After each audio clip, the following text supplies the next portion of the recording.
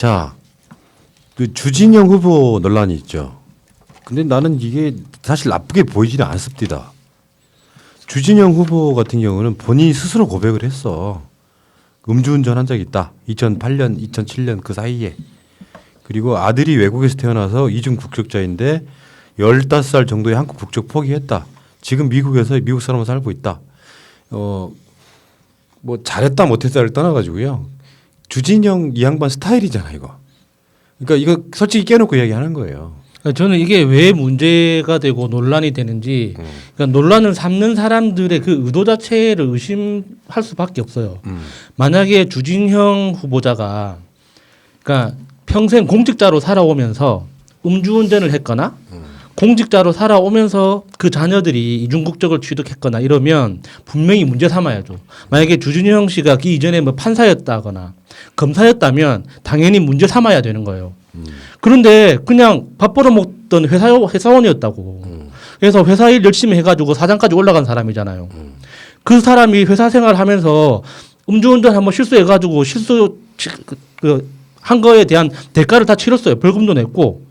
그래서 그 이후에 실수 안 하고 성실하게 살아오면서 공직에 나서게 되면서 과거의 실수를 고백했다고. 그게 왜 문제가 되는 거예요, 그게? 아니, 공직에 있으면서 그런 실수를 했다면 당연히 문제 삼아야죠. 도덕적으로라도 이렇게 잣대를 들이대야 되는데 그거 아니잖아요. 네. 근데 왜 그걸 문제 삼아요, 그거를? 그러니까 상습적이었다거나 윤창호법 시행 이후라거나 여러 가지라기보다는 이게 벌써 한 12, 13년 전 이야기인데요. 솔직히 고백한다는 그 용기도 대단한 것 같고요. 아들 국적 논란 같은 경우는 전 그렇게 생각해요.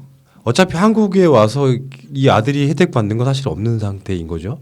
그 국적을 선택을 했으니까 이런 부분에 있어서 솔직히 고백한 건 나쁘지 않다고 보고 조금 더 욕심을 부리자면 그렇지 않았으면 좋겠지만 이 지금 주진영 전 하나투자증권 사장 같은 경우는 경제 민주화랄까요? 이런데 굉장히 쓰임새가 많은 분이라고 생각이 들고 미리 본인께서 커밍아웃 하신 거 의미 있다 이렇게 보고요. 중요한 거는 인사사고가 없었다는 것에 대한 것도 좀 알아둬야 될 것 같고 그리고 이게 우리 안에서 미리 깔 필요가 없다고 생각하는 게 이 사람은 이미 기득권이 가진 사람이었단 말이에요. 증권회사 사장을 했고 아이들 다 미국에서 태어나고 거기서 자라게 하고 학교 거기서 다니고 근데 이랬던 사람이 우리 편에 서준다는 게 중요한 포인트거든요. 사실. 네. 자, 지금 이런 상황이에 이제 김우겸 전 대변인 민주당과 결국 하나가 될 거라고 생각한다.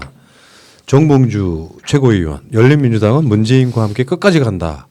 이해찬 대표, 총선후 열린민주당과 연합은 해야 합당은 어렵다 이렇게 이야기를 했는데 이건 당연한 겁니다.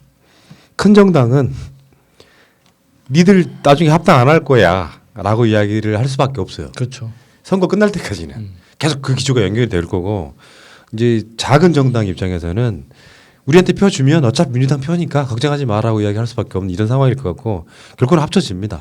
그러니까 이해찬 대표 입장에서는 선거 후에 이제 더 이상 당 대표가 아닐 텐데 그때 상황에서 이러쿵 저러쿵에 대해서 원칙론적으로 이야기할 수밖에 없지.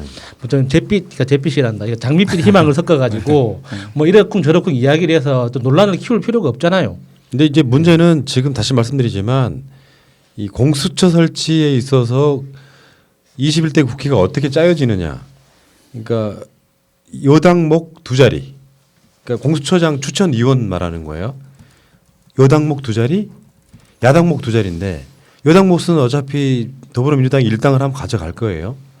그리고 야당목이 두 자리인데 거기에 필연적으로 우리가 공수처장을 세울 수 있으려면 민주, 진보, 개혁 진영의 원내 교섭단체가 하나 나와야 됩니다.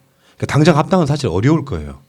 그래서 예를 들면 더불어시민당이나 열린민주당이 어느 한쪽이라도 20석을 못 넘으면 합당해서라도 그러니까 원내 교섭단체가 만들어질 거예요.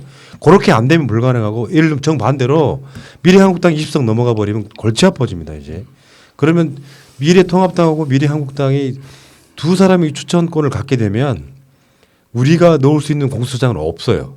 7명 중에 6명이 찬성을 해야만 공수처장 생기는 이런 상황이거든요. 그러니까 이 상황에 둘이 공조를 안 할래 안 할 수가 없는 상태라고 보시면 될 것 같고 우리 지상 목표는 미래한국당이 원내 교섭단체 만들지 못하게 하는 게 첫 번째고 그러면 여기 더불어시민당하고 열린민주당이 얼마나 가져올 거냐. 결국에 그 더불어시민당이 20석을 혼자 가져버리면 상당 부분 여러 가지 뭐 캐스팅 보트라든지 하겠지만 만약에 20석을 못 가지면 열린민주당의 도움이 절대적일 거다 이렇게 보면 지금 싸울 필요 없다고 생각합니다만 각 정당이 하고 있는 이야기는 당연히 할 수밖에 없는 이야기를 하고 있다고 생각이 들어요. 합당 없어? 나중에는 들어와 할 수도 있고요. 자, 그 이야기는 여기